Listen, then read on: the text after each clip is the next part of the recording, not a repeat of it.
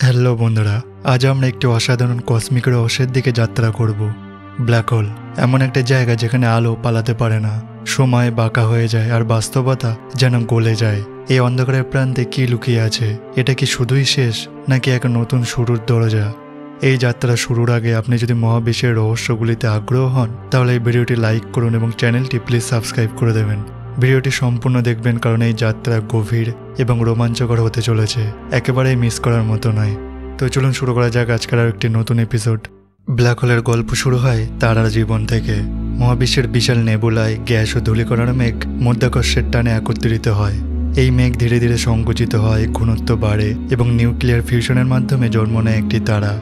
ছোট হোক বা বড়, প্রতিটি তারার নিজস্ব জীবনচক্র আছে, কিন্তু যখন একটি বিশাল তারা তার জ্বালানি শেষ করে, তখন শুরু হয় এর নাটকীয় সমাপ্তি। তারার কোরে আর বাইরের দিকে চাপ দেওয়ার শক্তি থাকে না। মধ্যাকর্ষণ তখন তার পুরো শক্তি নিয়ে কোরকে ভেতরে টেনে ধসিয়ে দেয়। এই ধস এতটাই তীব্র যে তারার সমস্ত ভর একটি অসীম ঘন বিন্দুতে, সিঙ্গুলারিটিতে কেন্দ্রীভূত হয়। এই প্রক্রিয়ায় একটি বিশাল বিস্ফোরণ ঘটে, যাকে আমরা বলি সুপারনোভা। এই বিস্ফোরণের ধ্বংসাবশেষ থেকে জন্ম নেয় ব্ল্যাক হোল, মহাবিশ্বের সবচেয়ে রহস্যময় ফাঁদ। এটি এমন একটি স্থান যেখানে মধ্যাকর্ষণ এতটাই শক্তিশালী যে কিছুই, এমনকি আলো, এর কবল থেকে পালাতে পারে না। এই সুপারনোভা শুধু একটি শেষ নয়, বরং একটি নতুন শুরু। সুপারনোভার সময় তারার বাইরের স্তরগুলো মহাবিশ্বে ছড়িয়ে পড়ে, যা নতুন তারা ও গ্রহের জন্মের উপাদান সরবরাহ করে। কিন্তু কোরের ভেতরে যা থাকে তা একটি ব্ল্যাক হোলের জন্ম দেয়। এই প্রক্রিয়া মহাবিশ্বের চক্রের একটি অংশ, যেখানে ধ্বংস ও সৃষ্টি একসঙ্গে কাজ করে। এখন আমরা ব্ল্যাক হোলের গঠন সম্পর্কে জানব।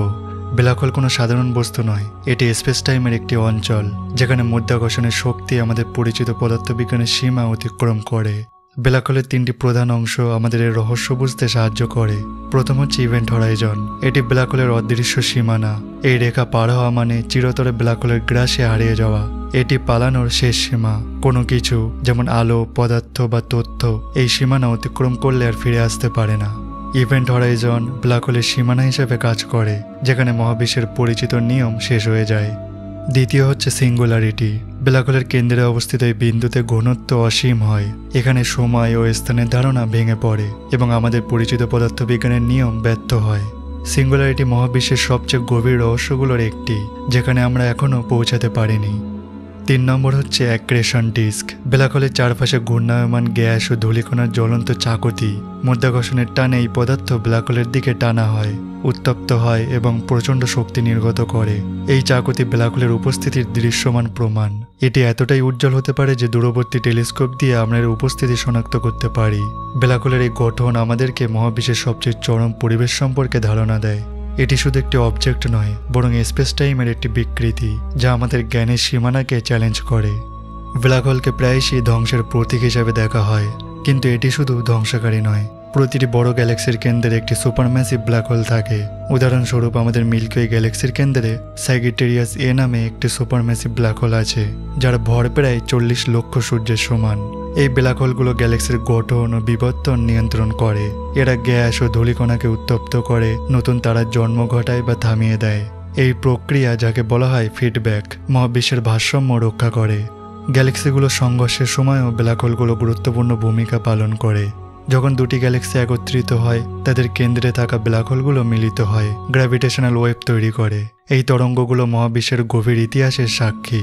এছাড়া কোয়াজার নামে পরিচিত একটি অতি উজ্জ্বল বস্তুগুলো সুপারম্যাসিভ ব্ল্যাক হোলের ক্রিয়াকলাপ থেকে তৈরি হয়। এরা এতটাই শক্তিশালী যে পুরো গ্যালাক্সিকে আলোকিত করতে পারে। ব্ল্যাক হোল তাই শুধু ধ্বংস নয়, বরং একটি রূপান্তরের প্রতীক, একটি নতুন কসমিক গঠনের সূচনা। ব্ল্যাক হোলের কাছে সময় ও স্থান আমাদের পরিচিত রূপে থাকে না। আইনস্টাইনের আপেক্ষিকতার তত্ত্ব বলে মধ্যাকর্ষণ সময় ও স্থানকে বাঁকিয়ে দেয়। ব্ল্যাক হোলের কাছে এই প্রভাব সবচেয়ে চরম। ইভেন্ট হরাইজনের কাছে সময় স্লো হয়ে যায়, একটি প্রক্রিয়া যাকে বলা হয় টাইম ডাইলেশন। কল্পনা করুন, আপনি একটি ব্ল্যাক হোলের কাছে গেলেন এবং আপনার ঘড়ি ধীরে চলবে, কিন্তু বাইরের মহাবিশ্বে বছরের পর বছর কেটে যাবে। একটি মুহূর্ত আপনার জন্য শতাব্দীর সমান হতে পারে।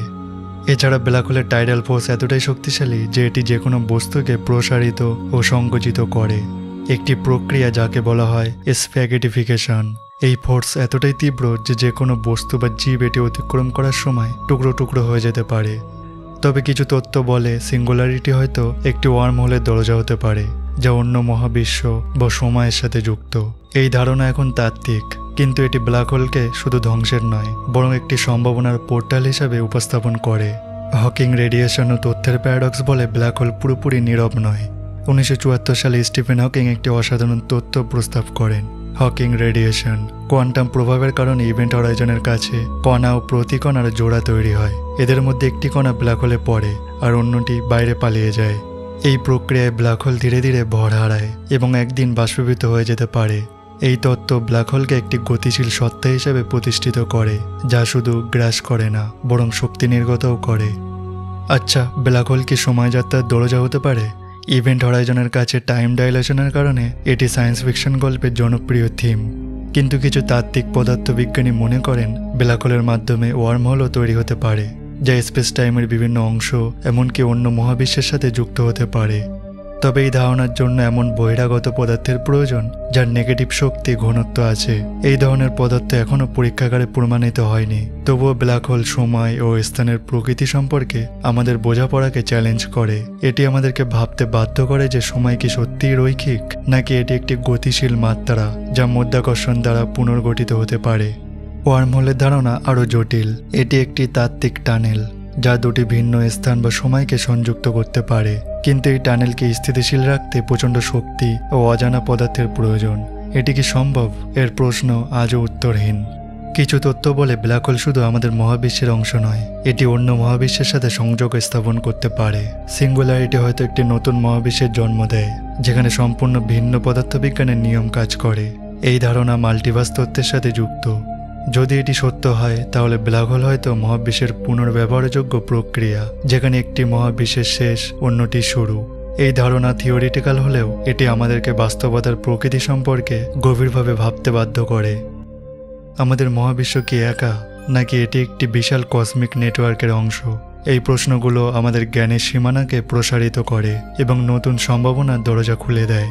আমরা কি কখনো ব্ল্যাক হোলের ভেতরে যেতে পারবো? এটি এখন সায়েন্স ফিকশনাল মনে হলেও আধুনিক প্রযুক্তি এটিকে সম্ভব করতে পারে। কৃত্রিম বুদ্ধিমত্তা, কোয়ান্টাম কম্পিউটিং এবং উন্নত প্রোপালশন সিস্টেম আমাদেরকে ব্ল্যাক হোলের কাছে প্রোব পাঠানোর ক্ষমতা দিতে পারে। এই প্রোবগুলো চরম মধ্যাকর্ষণ ও বিকিরণে টিকে থাকার জন্য ডিজাইন করা হবে। হয়তো একদিন আমরা সিঙ্গুলারিটির কাছ থেকে তথ্য সংগ্রহ করতে পারবো। আরও দূর ভবিষ্যতে যদি ওয়ার্ম হোল থিওরি সত্য হয়, তাহলে ব্ল্যাক হোল হয়তো ভ্রমণের দরজা হয়ে উঠবে। এই যাত্রা শুধু বিজ্ঞানের নয়, মানবতার কৌতূহল ও উচ্চাকাঙ্ক্ষার পরীক্ষা। ভবিষ্যতে প্রযুক্তি আমাদের ব্ল্যাক হোলের কাছাকাছি নিয়ে যেতে পারে। উদাহরণস্বরূপ স্পেস বেস টেলিস্কোপ ও কোয়ান্টাম সেন্সর আমাদেরকে ব্ল্যাক হোলের গঠন ও আচরণ সম্পর্কে আরও বিস্তারিত তথ্য দিতে পারে। এই অগ্রগতি আমাদেরকে মহাবিশ্বের গভীরতম রহস্যগুলোর কাছে নিয়ে যাবে। এখন প্রশ্ন, আমরা কে? ব্ল্যাক হোল শুধু পদার্থবিজ্ঞানের বিষয় নয়, এটি আমাদের অস্তিত্বের গভীর প্রশ্ন তুলে ধরে। এটি শুধুই ধ্বংস নাকি নতুন শুরু? সিঙ্গুলারিটি কি নতুন মহাবিশ্বের জন্ম দেয়? তথ্য কি হারিয়ে যায় নাকি এটি রূপান্তরিত হয়? এই প্রশ্নগুলো আমাদেরকে মহাবিশ্বের নিজেদের স্থান নিয়ে ভাবতে বাধ্য করে। ব্ল্যাক হোল একটি দর্পণ যা আমাদেরকে জিজ্ঞাসা করে আমরা কে, আমরা কেন এবং মহাবিশ্বের চূড়ান্ত উদ্দেশ্য কি।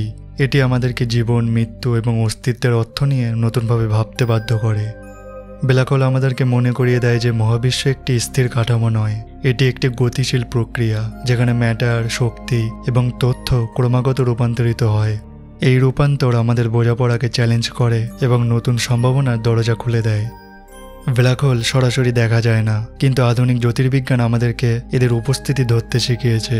2019 সালে ইভেন্ট হরাইজন টেলিস্কোপ প্রথমবারের মতো M87 গ্যালাক্সির একটি সুপার ম্যাসিভ ব্ল্যাক হোলের ছবি তুলে ইতিহাস সৃষ্টি করে।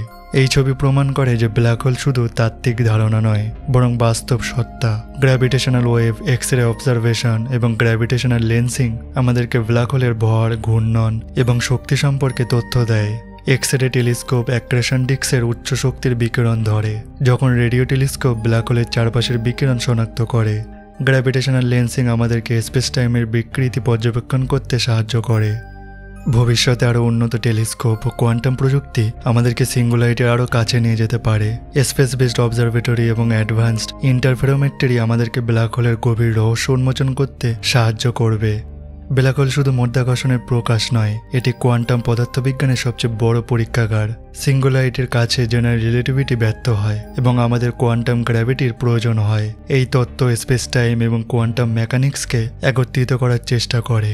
ব্ল্যাক হোল এই তত্ত্বের জন্য একটি আদর্শ পরীক্ষাগার, কারণ এখানে মাধ্যাকর্ষণ ও কোয়ান্টাম প্রভাব একসঙ্গে চরম স্কেলে উপস্থিত। কোয়ান্টাম ফোমের ধারণা বলে সিঙ্গুলারিটির কাছে স্পেস টাইম একটি মসৃণ কাঠামো নয়, বরং একটি অস্থির কোয়ান্টাম কাঠামো। এই অঞ্চলে সময়, স্থান ও পদার্থ একসঙ্গে মিশে যায়। হলোগ্রাফিক তত্ত্ব আরও বলে যে ব্ল্যাক হোলের সমস্ত তথ্য তার পৃষ্ঠে এনকোডেড থাকে। এই ধারণাগুলো আমাদের বাস্তবতার নতুন সংজ্ঞা দেয় এবং মহাবিশ্বের গঠন সম্পর্কে নতুন দৃষ্টিভঙ্গি প্রদান করে। ব্ল্যাক হোল শুধু একটি রহস্য নয়, এটি একটি আমন্ত্রণ মহাবিশ্বের গভীর সত্যগুলো খোঁজার, সময় ও স্থানের সীমানা অতিক্রম করার। এটি আমাদেরকে মনে করিয়ে দেয় যে জ্ঞানের কোনো শেষ নেই, প্রতিটি উত্তর নতুন প্রশ্নের জন্ম দেয়। আপনি কি মনে করেন, ব্ল্যাক হোল কি শুধুই ধ্বংস, নাকি একটি নতুন মহাবিশ্বের দরজা? কমেন্ট করে জানাবেন এবং ভিডিওটি ভালো লাগলে লাইক, শেয়ার এবং চ্যানেলটি প্লিজ সাবস্ক্রাইব করতে ভুলবেন না। So thanks for watching, take care, bye by.